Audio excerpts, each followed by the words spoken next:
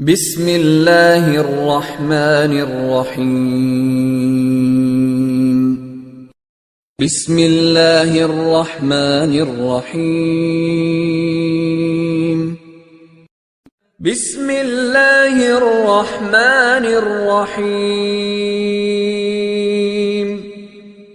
آج سے کچھ عرصہ قبل ایک چھوٹے سے گاؤں میں ایک خاندان رہتا تھا۔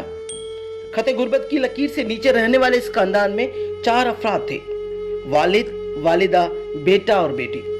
کیونکہ بہت غریب خاندان تھا تو والد روزانہ کی بنیاد پہ جو اجرت لاتا یا کمائی ہوتی اس سے گھر کا نظام چلتا تھا۔ کچھ روز میں یوں ہوا کہ چلتے چلتے والد صاحب بیمار ہو گئے اور گھر میں جو بچے کچھ پیسے تھے وہ ان کے علاج میں خرچ ہو گئے، لیکن افسوس ان کی جان پھر بھی نہ بچ سکی۔ ان کے انتقال کی وجہ سے 2-3 دن گھر پر تعزیت رہی۔ کیونکہ غریب لوگ تھے، اتنے کوئی جاننے والے نہیں تھے، تو تعزیت کے پہلے دن ہمارے یہاں جیسے کہ نظام ہے کہ اس گھر میں کھانا نہیں پکتا، نظام بولے یا سسٹم بولے۔ تو سامنے ایک بڑی کوٹھی تھی، وہاں سے دروازہ کھلا اور کوئی کھانا آ کے دے گیا۔ دوسرے دن بھی یہی ہوا، جب بچوں کو بھوک لگی تو سامنے والی کوٹھی سے دروازہ کھلا اور کوئی کھانا آ کے دے گیا۔ تیسرے دن بھی، کیونکہ نظام ہے، ہمارا سسٹم ایسا ہے کہ دروازہ کھلا اور کھانا آ کے دے گیا۔ 3 دن گزرنے کے بعد جب چوتھا دن ہوا تو کوئی کھانا نہیں آیا۔ بچے تو بچے ہیں، بھوک تو پھر بھی بھوک ہے۔ بھوک کو کیا پتا کہ نظام ختم ہو گیا یا چل رہا ہے۔ تو بچوں کو بھوک لگی اور ماں نے جو گھر میں دستیاب کھانا تھا وہ دے کے دن نمٹا دیا۔ پھر 3-4 دن تک سلسلہ پھر اور خراب ہوتا رہا۔ ماں نے مجبوراً گھر میں کوئی لوہے کا ٹکڑا پڑا ہوا تھا وہ بیچ کر اس سے جو پیسے آئے اس سے کچھ دنوں کا راشن لیا۔ اب کیونکہ آمدن نہیں تھی اور خرچہ مسلسل ہو رہا تھا تو جو راشن تھا وہ بھی ختم ہو گیا۔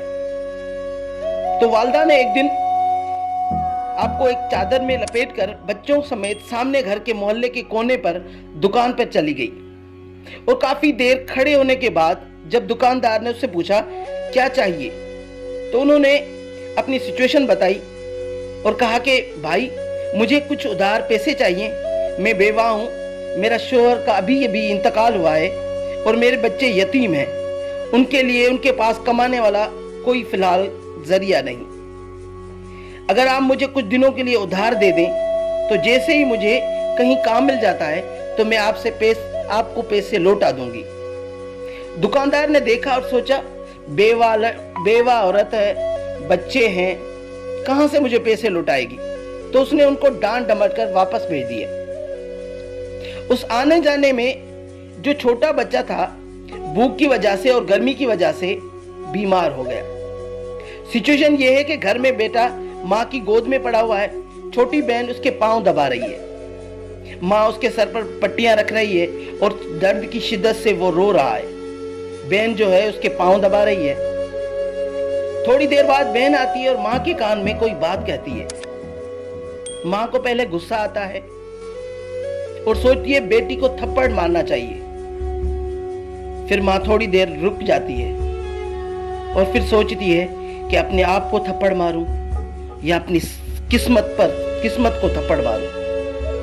ہمارے ساتھ یہ ہو کیا رہا ہے؟ واللہ آپ کو پتا ہے بیٹی نے اپنی ماں کے کان میں آ کے کیا بولا تھا؟